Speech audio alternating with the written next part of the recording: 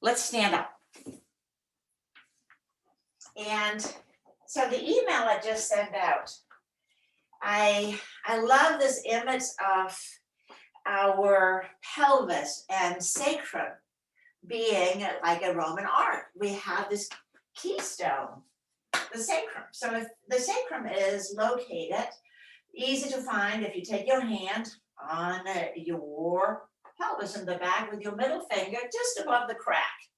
That is basically where your sacrum is. I can show you on Eric too here. Right here, boom. 5 fused vertebrae. And what's really fascinating about these vertebrae, they don't fuse until late adolescence. By 30-ish, they are one big solid bone because it has to negotiate all of this willy of the spine, which is a lot of fluidity, into the solidity of our legs, the hips. So we have 3 joints that we have to work with. The one on the front where our pelvis joins together, the pubic symposium. And then of course we have the 2 joints in the sacrum.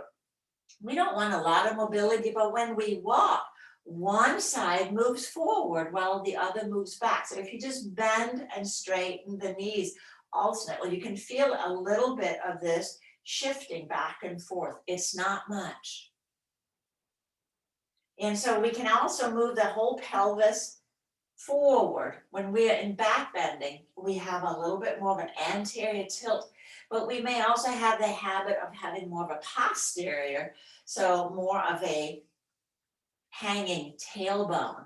And I see this more in this slouch posture where we are trying to negotiate this area with the shoulders. So ideally, as we often talk about, we want pelvis over ankles and shoulders over pelvis. So that's just the front and back. Now side to side, we can also move the pelvis independently up and down. And that's where the obliques really sometimes just check out. So if you just lift your heels up one at a time, and now you can feel the waist has to accommodate this, shortening it on one side and lengthening it on the other. And this may not be an easy movement. Your body may try to help out by bending the knees. So as you hike up, the knees are bending. Keep the knees straight so that the pelvis is just rising up on one side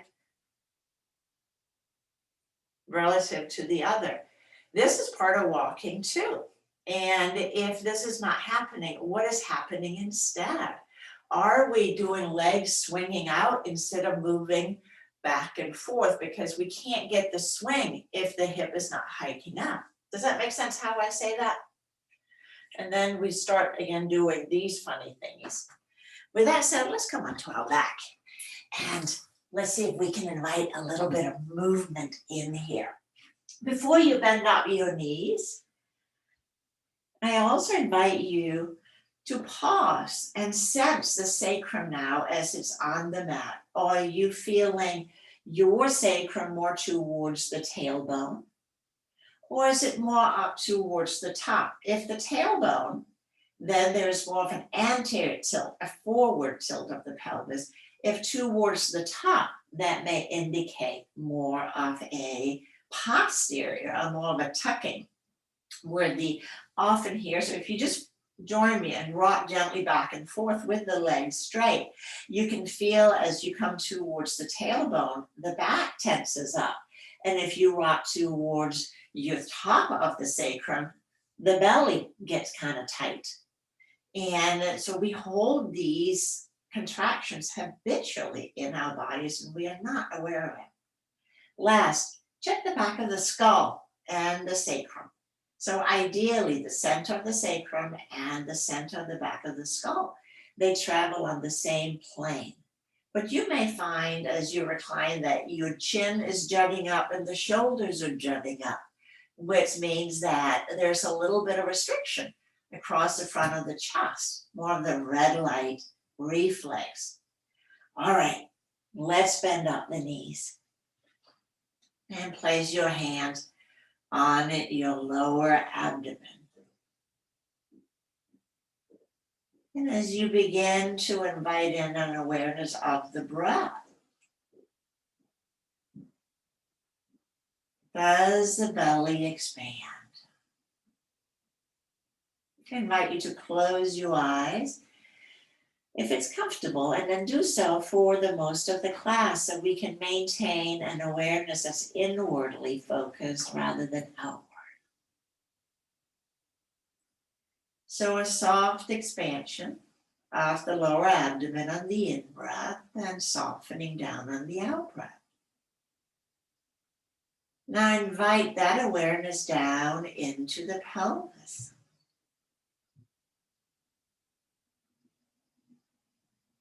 So a sense of the whole pelvis expanding ever so slightly, these three joints, and then contracting on the out-breath. Hey Janice, welcome.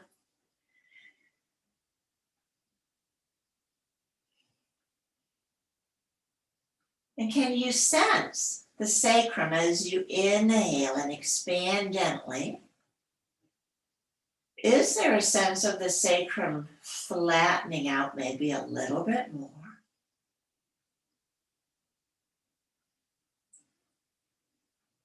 And while I say the abdomen expands, is there also an expansion across the small of the back, the lumbar spine, so that it is more of a all the way around? I think the word is circumferential, but that's not quite right because my emphasis is off. But all the way around. We have a lot of really thick fibrosis tissue on the back for our lumbar stability. So we're not going to feel quite the same expansion as we do forward. But the diaphragm moves down as a big drum. So it does expand all the way around.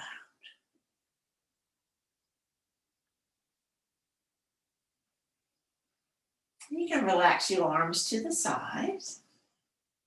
And as you inhale, this arch, this gentle arch, low back contracts. And exhale, release back to neutral. Just go to neutral. We'll take a breath in for nothing. And exhale, contract the lower abdomen to hollow out the belly. And relax back to neutral again. Let's take a buffer breath in and out. Just breath, no movement. And then again on your next in-breath, contract, anteriorly tilting the pelvis. And then slowly floating back. You feel you're rolling up the sacrum. And a buffer breath in. And exhale, flattening, contract and hollow out the belly. And you come into the very top of the sacrum onto the small of your back. And then we let that go, back to neutral. Buffer breath, in and out. And we repeat, inhaling, arch, belly expands. And exhale, floating back. Buffer breath in. And exhale, flattening. Contract the lower abdomen. Now also draw the pelvic floor up. So a sense of drawing the sits bones towards one another. And then we let that go.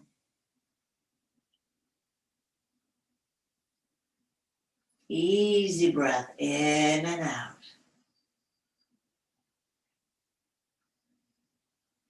And let's do it again. Arching on the in-breath.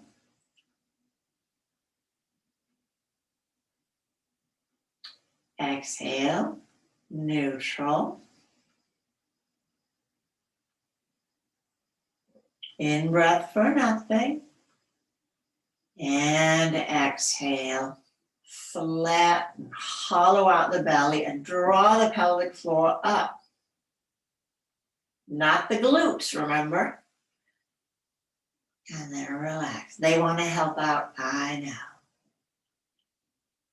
Easy breath in and out. And we got to have a little chat with our hip flexors, mainly the quads and the psoas. So let's start with the quads. Just slide the right leg out and let the leg plunk. Take a deep breath in.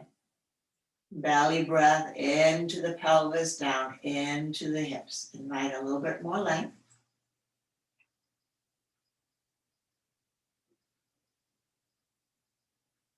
On the next out breath, slide the foot up. And then inhale, slide the left leg up. Easy. Make it as easy as you can. And take a deep, fulfilling belly breath as you let the leg relax completely.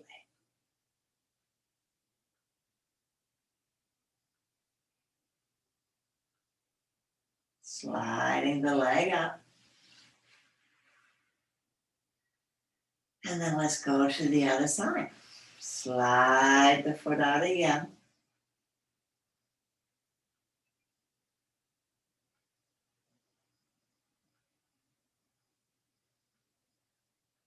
Deep breath in and out. Letting go.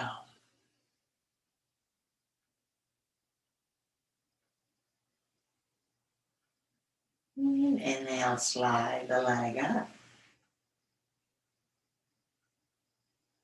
And other side. Sliding it out long.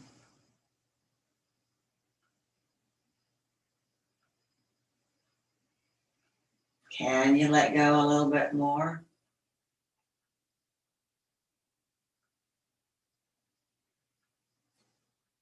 Emotional of the pelvis governs our wants, desires, wishes.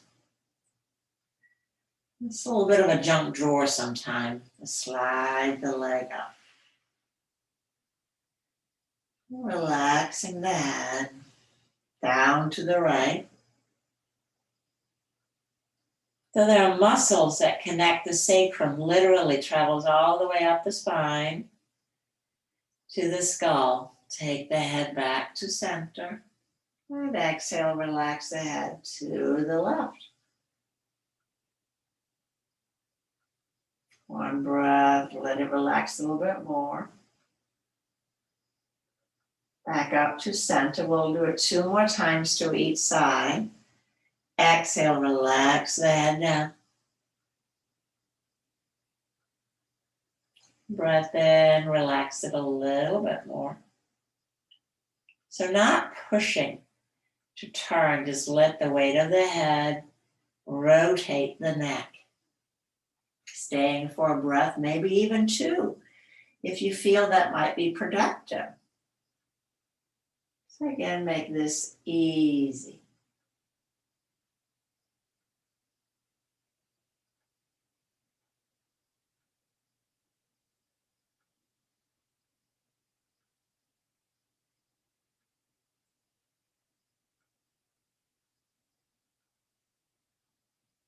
Using the breath as a gentle invitation to both move and then release as you're relaxing with the head down.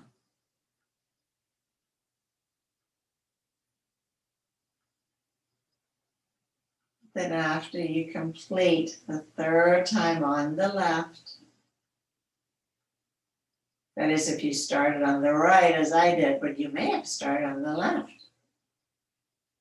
But about 3 times to each side. So we get these long wires to relax a little bit more. Now we got the quad, let's take care of now the psoas by drawing the right knee to the chest. Don't hold it, and then let the foot come down. Slide the leg out long and let go. Letting go.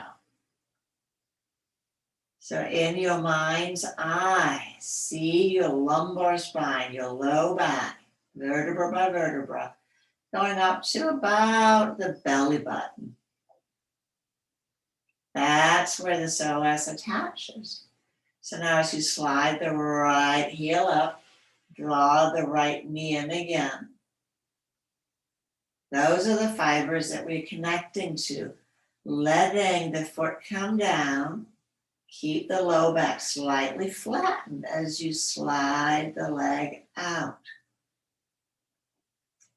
Lengthening from the lumbar spine and then let go completely. Deep belly breath.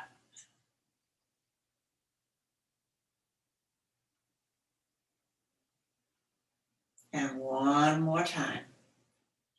Sliding the leg up. Drawing the knee in. Taking it out long again.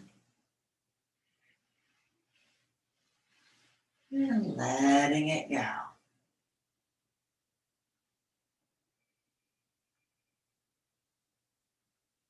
Easy. Working with ease.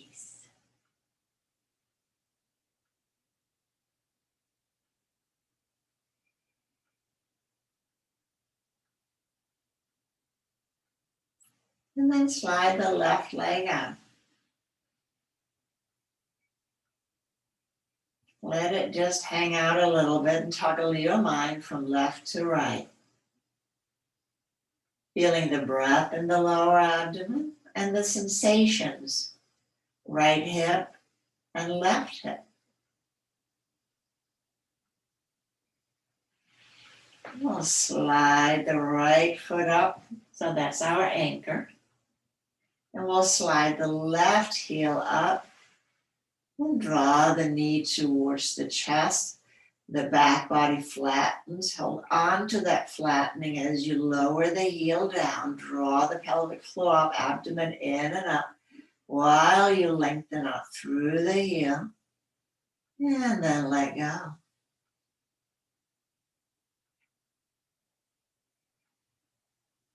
Breathing in and out.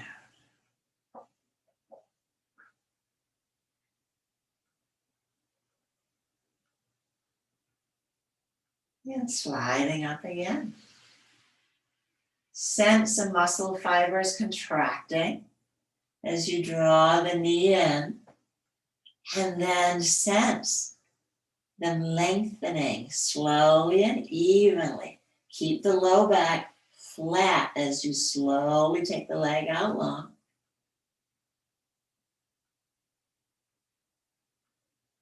Easy. Deep breath. Remember the psoas, second to the heart only in how it reacts to emotion. So when there's stuff being added to that emotional junk, draw off the pelvis. Let's do it one more time. We'll anger, the irritation, frustration, stress, anxiety. It tightens. And it stays tight until we do something that contracts it a little bit more and then invite it to lengthen out. Now one on each side of the spine.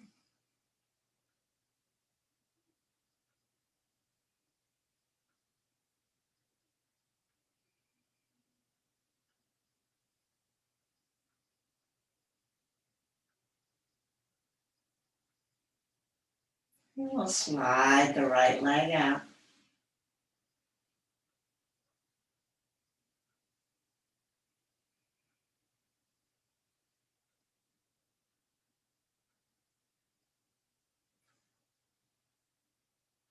Feeling the breath in the lower abdomen.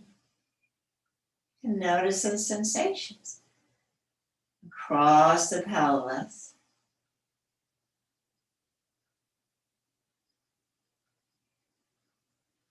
And we'll bend the knees up again. And we'll ponder a little bit the rotation aspects of the hip. And so we'll begin by walking the feet so they're close together. You want your right foot about centered.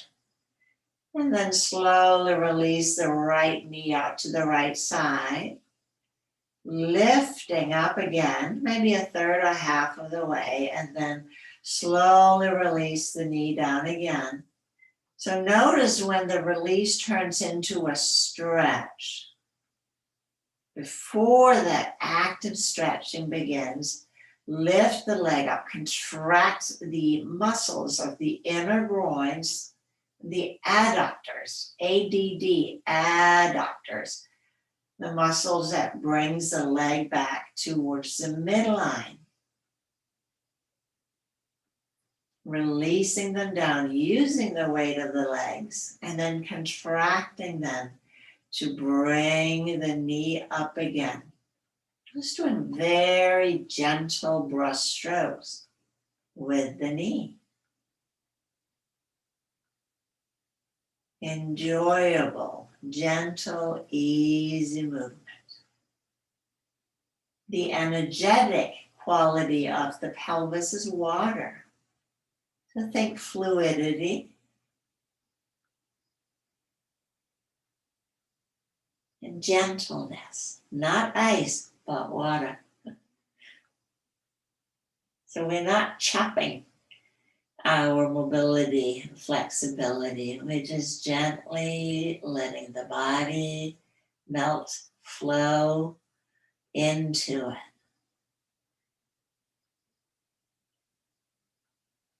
Releasing, contracting. The two sides of the same coin.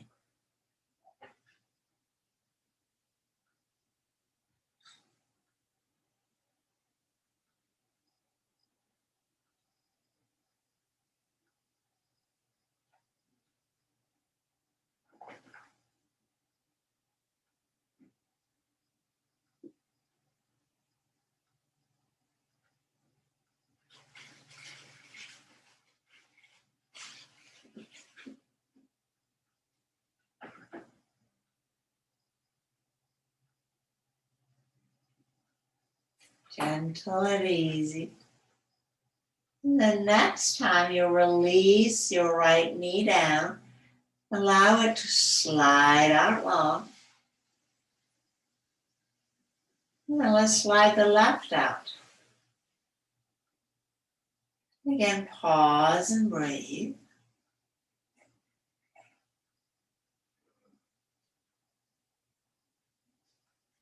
What is different?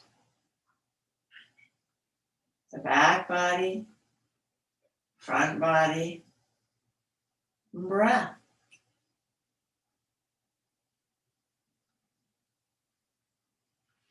And we'll slide the legs up again. And then we'll go to the left leg. Lowering the knee down, pivoting on the foot as you lower the knee down.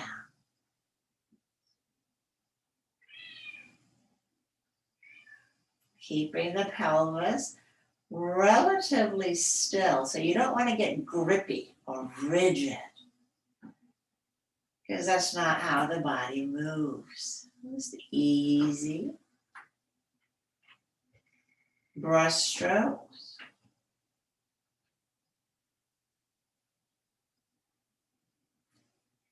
Down and up.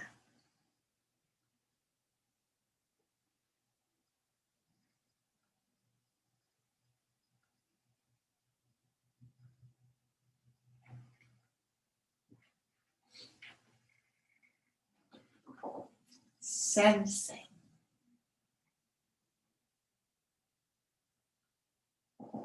And for me, the best way I can describe sensing is listening with my breath. listening from that deep inner place of stillness.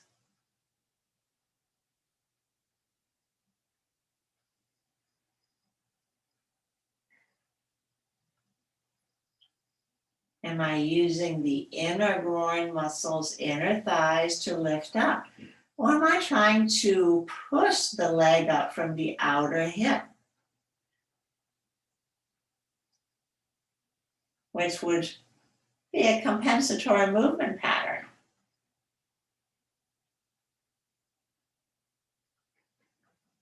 And then next time you come up, we'll stay up.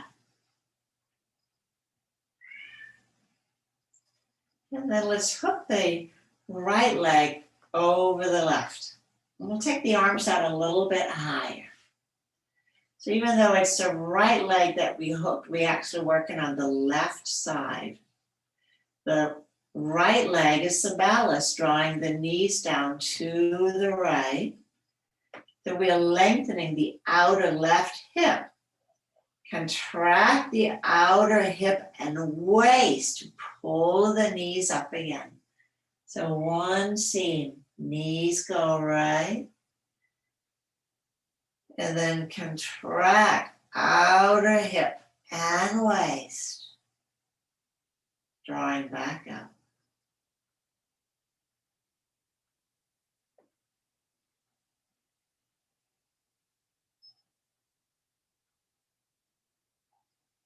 Riding that blurry line between release and stretch.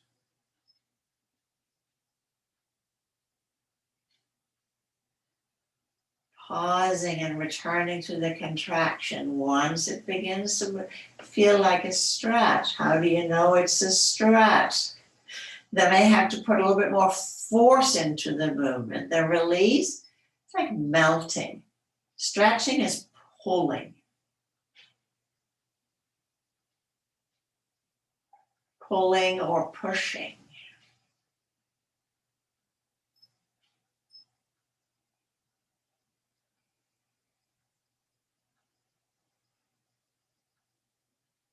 And it's that gentle dialogue. Release, contract.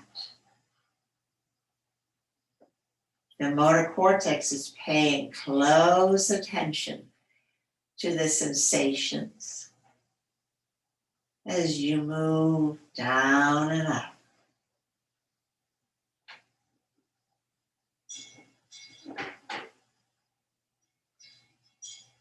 And then next time you come up, let's release.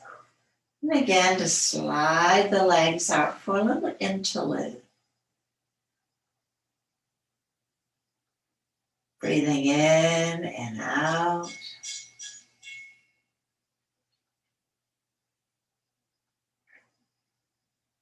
Toggling the awareness between left hip and right hip. Left side of the sacrum, right side of the sacrum.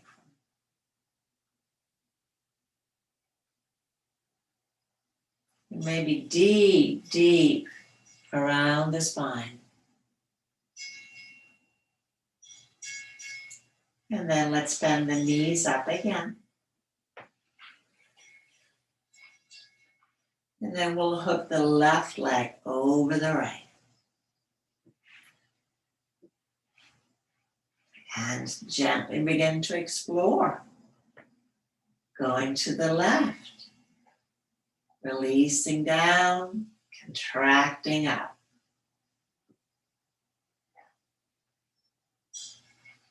Gliding down.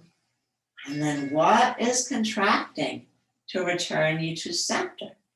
Is it the outer right waist and hip? And if you're not sure, you can take the hand to your waist, to your outer hip, or muscles lengthening, releasing as you go down.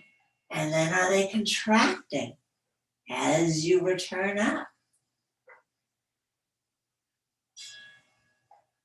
Sometimes I get reports of the inner left groins are trying to help contract and push the left or the right leg up. Keep your left leg completely passive. It's on vacation. Releasing down, pulling up from the right waist and outer hip.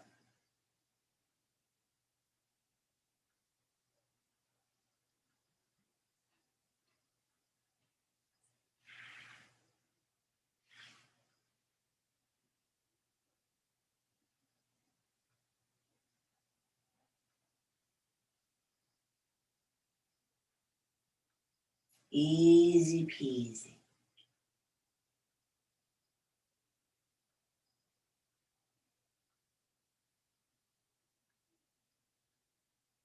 And next time you come up,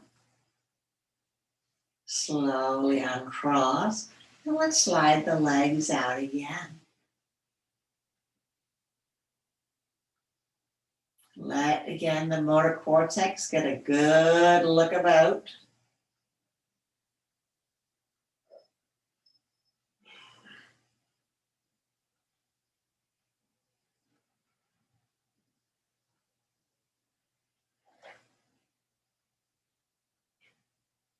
And then we'll bend the knees up again.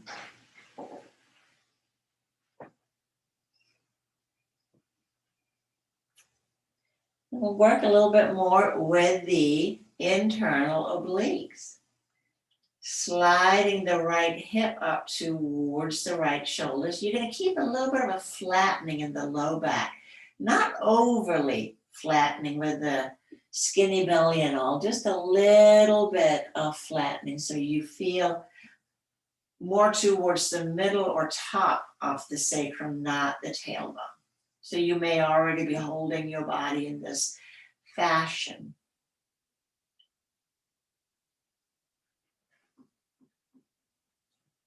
Contracting the sideways, pulling the right hip towards the ribs, and then releasing the contraction. Is the release smooth and even, or is it a little choppy? Indicating that there's a little bit of unknown, lack of sensory communication.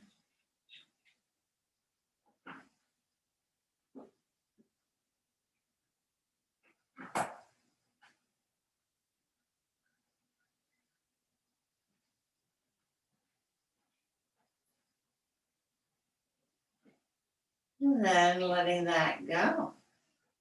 Now draw the hip down.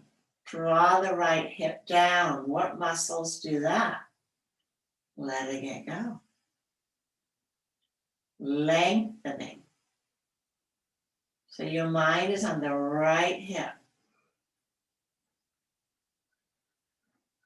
And as you pull the right hip down, what's happening on the left side? How is that accommodating?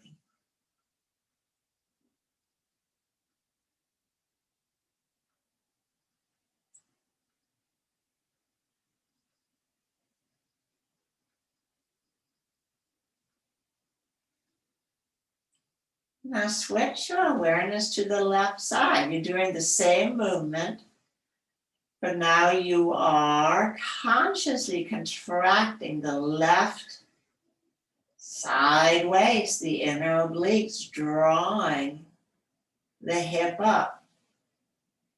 So we didn't change the outward movement, but you may have changed how the movement feels.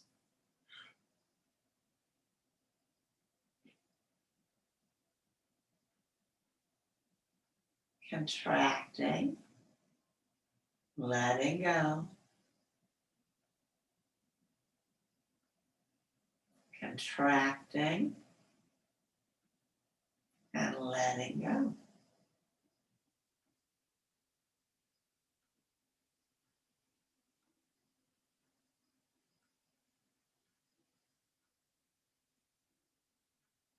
And in your mind, I again invite you to now draw the left hip down. How does that feel different? Left hip is pulling down, so that's where the mind is focusing.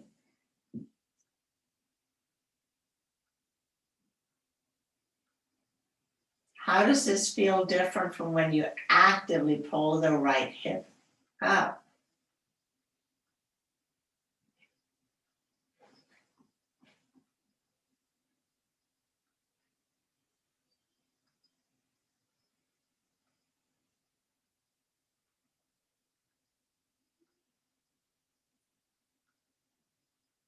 And then when you come back to neutral, just let it all go. Breathing in and out.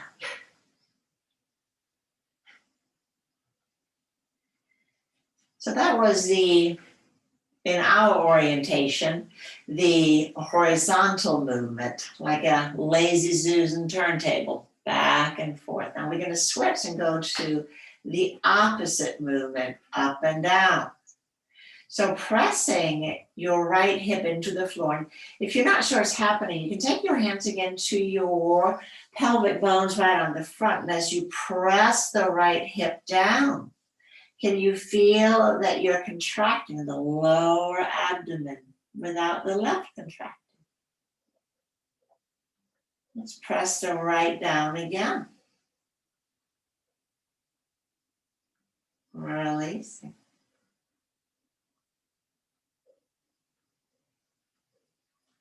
As the right hip is pressing down, the left hip lifts up.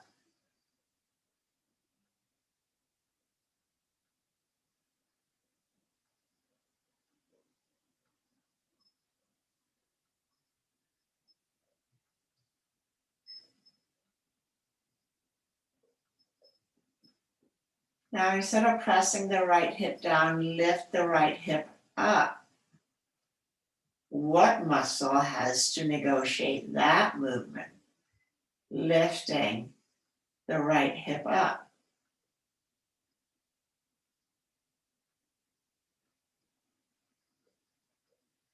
There's a little itty bitty pair of muscles connecting the pelvis to their thigh bone that does this movement. So if you're pressing the foot down really hard to create this lifting, you're bypassing these muscles. They check out really easily.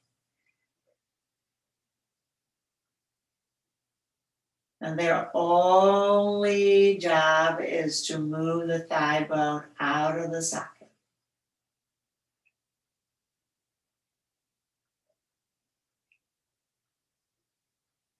Now let's switch the attention. So begin to press the left hip down. So outwardly, same movement, but now something is happening in the left lower abdomen. The psoas is helping out. But just on the left side.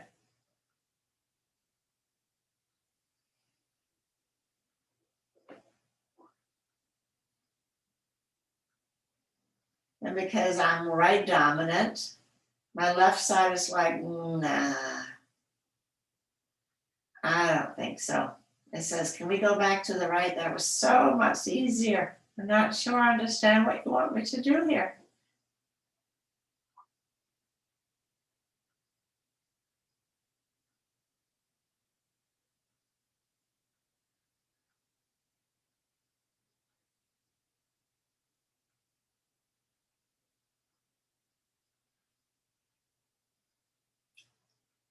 Easy and gentle. Now, what if you lift the left hip up? What happens? Remember, it doesn't have to be a big movement. Sometimes we initiate, but we don't actually execute the movement. We can invite the muscle fibers to get ready without putting a load on. So if there's pain, discomfort, just back off, backing off.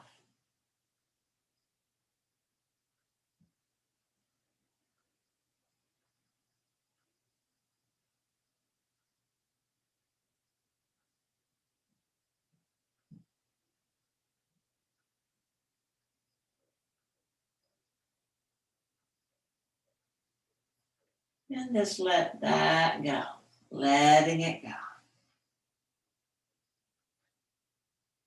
Sliding the legs out long. Breathe.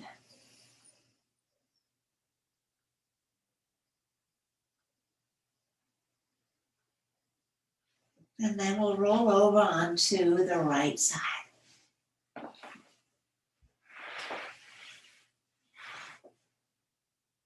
And here we're going to hang out a little bit with the gluteus medius, with the clamshell. So I'm bending my knees, so my heels are under my hips. So I'm not in the 90-90. I have a greater angle at my hips. So for the clamshell, if you take your hand to your outer hip, now lift your left knee straight up. Feel the contraction. And then lower down, lower down. Let go completely. And then relift. Pelvis stays still, not rolling onto the back side of the pelvis. And release down as slowly as you can. Are there any jumps and jitters? Gluteus medius, poor things. They sort of get ignored a little bit. They are part of our outer hip stabilizers, lifting. And if we were walking sideways a lot, these would be really on the job, but we don't spend a lot of time walking sideways unless we're doing a lot of shag dancing. So if you are, you're in luck. If they get shagging when they walk sideways. A lot of dance, you go sideways. But most of us, we go forward 90% of the time, if not 95%, backing up a little bit. But that does not address neither the gluteus medius or the piriformis. Let's do it one more time. Lifting the knee. And release. Let's take the knees up a little bit higher. Now we're doing the 90-90. Hands on the waist again, talking with the internal obliques. Lifting the left foot. Again, drawing the hip to the ribs and slowly lowering down. Lengthening back out again. Lifting. Waist compresses. And slowly, slowly lengthening back out. Buffer breath. And again, lifting. And lowering down.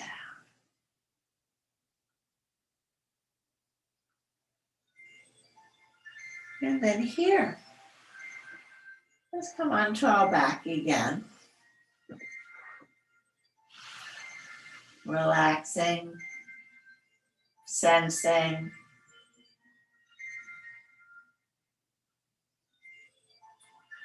What's different from right side to left, left to right? And then we'll come on to the left side. And I'll turn around. And we start it with the knees down a little bit lower. And I find it tremendously helpful to get my feedback from my hands. Am I really firing these muscles? Am I just using my jaw? So with the hand on the outer hip, so right behind the hip bone, as you lift the knee, are things contracting? And as you slowly lower down. or the muscle lengthening back out. One's down, let everything pull, just let it pull before you re-engage. Lifting, lowering down.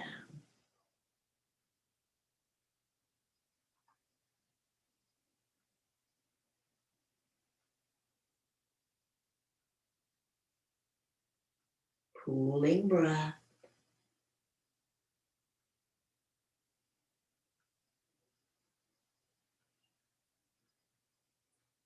When you're ready, one more time. Notice, is this the easy side or the not so easy side? The dominant side may be a little grippier, a little tighter than the other side. If you are standing with a tendency to throw one hip out or front or back, it's going to affect the resting tone on the muscle. Let's do it one more time.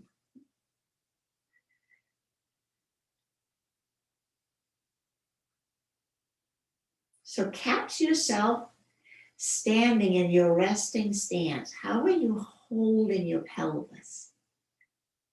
Is it even, stacked over the legs like a perfect keystone, or are you sort of a slider off for a little bit, a little unsteady structure?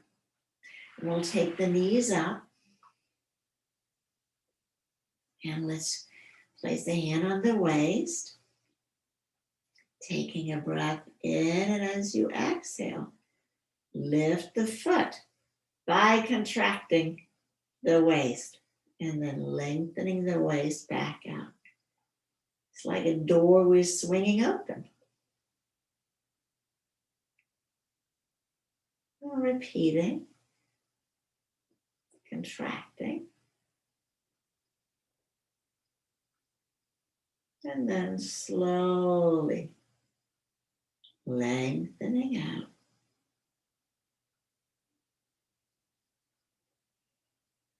I'll do it one more time.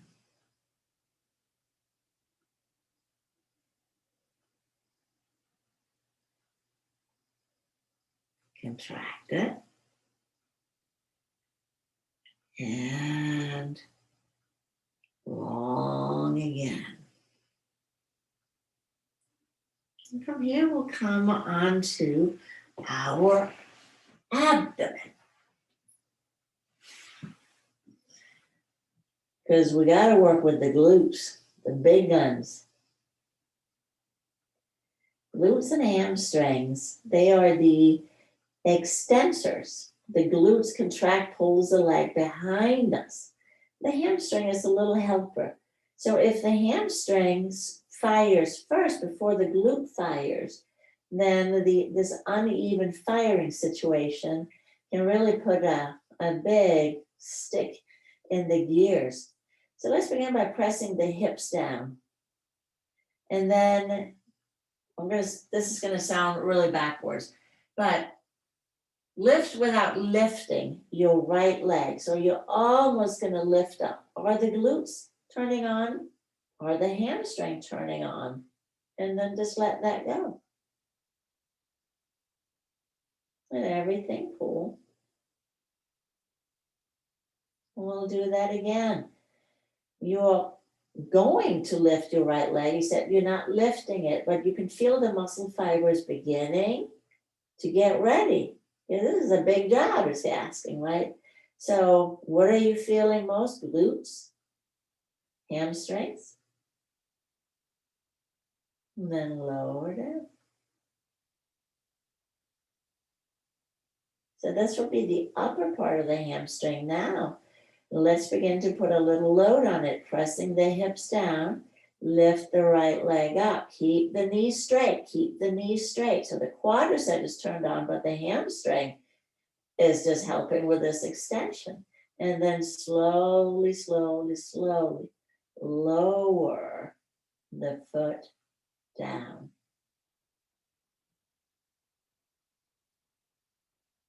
Let it cool completely once it's down.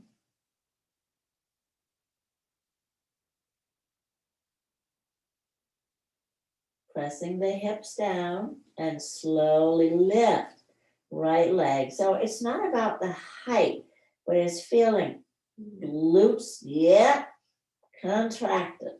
Those are the big players. And slowly, slowly, slowly, keep the knee as straight as you can. Otherwise, if the knee is bending, you're trying to use the hamstring to lift the leg.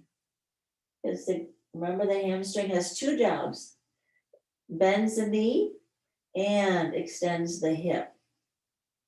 So pressing the hips down really help keep the quads on board. That's what keeps the knees straight. We'll do it one more time, pressing the hips down. Lift the right thigh up. Lift the right thigh up. The foot will have to follow with it, right? And as you lower down, everything comes down as one. Letting go. And pause. Pull and pause. Sense the back of the right leg, back of the left leg. And we're going to move on to the left. And we're going to do it the same way. Initiate without executing. So you're almost lifting the left leg, almost, but not quite. Did the glutes turn on, or did you feel the hamstrings first? So we can create these not great firing orders. It's just a habit. The body gets to say, well, I'm going to turn on the glute, or sorry, the hamstring. And then the glute's like, well, I don't want to bother them. So again, give the glute a little squeeze. This is my lazy side, so I need to retrain. So I feel the glute first, and then the hamstring, just the upper part of the hamstring. And then I let go completely.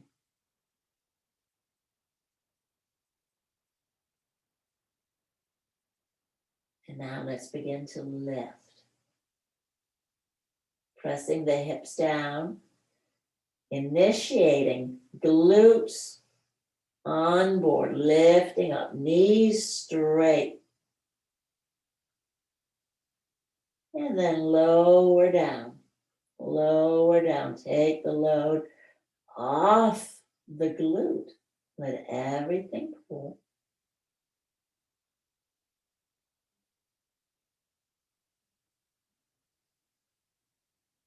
Many, many years ago, but it stood out to me. One of my dear friends, he's a runner, and she suffered from back pain. And I was a new yogi, so I didn't know much. And gave her the usual stuff, and nothing really helped with the morning sequence, what have you. Let's do this one more time. Just went and saw her physician, which I always say after 3 weeks and you haven't had any battering, then I just have it checked out. And she came back, almost tear-eyed, says, he says, I have a lazy butt. And that's what is called lazy butt syndrome. Runners suffers from this quite commonly. But also if your back hurts, if you're walking, your glutes are not helping you out. It's not propelling you forward. You're trying to use your hamstrings. It's not their job. They're just helpers, but they are not the main one on deck. It's not the captain of your ship. Now, from here, I think we've done an even number. We're going to tuck the toes under. Forehead resting on the back of the hands. Creep the toes to the nose. Press the heels back. And then lift the heart. Draw the belly button up towards the chest as you press back through the heels. And then lower down.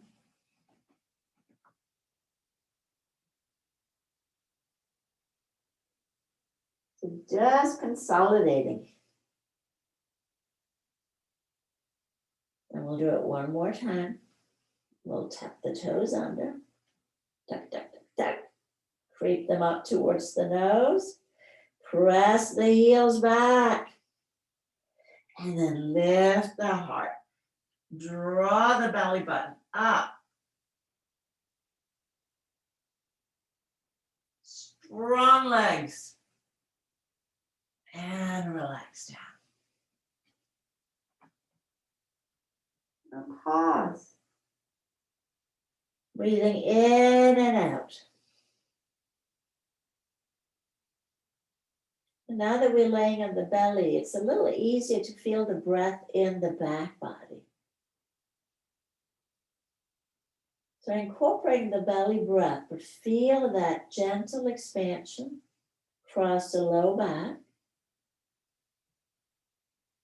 across the sacrum.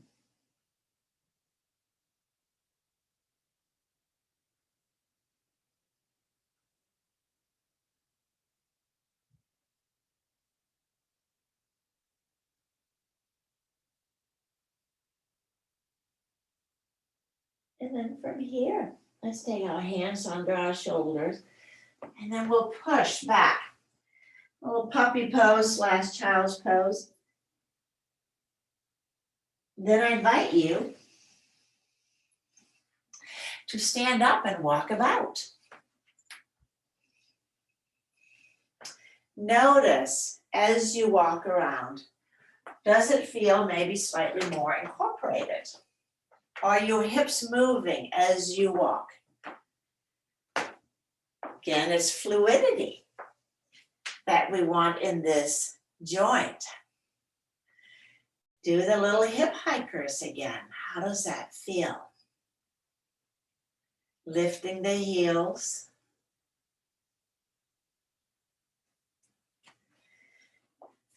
And then I invite you to close with me.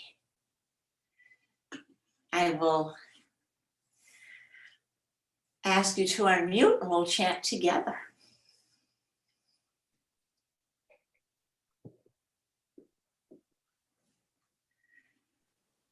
I'll go ahead and stop the recording.